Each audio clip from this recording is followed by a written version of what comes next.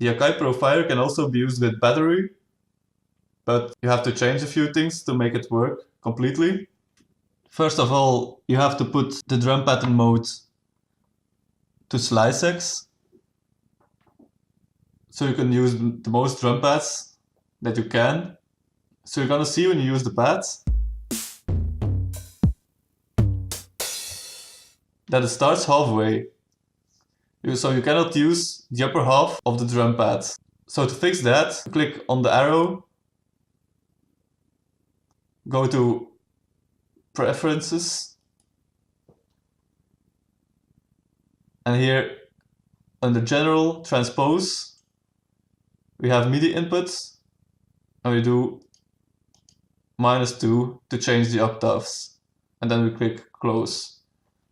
So now when you use the drum pads, you can see that it starts above, and we can now use all the drum pads. I hope this video helped you. If it did, don't forget to leave a thumbs up. Thanks for watching. Bye!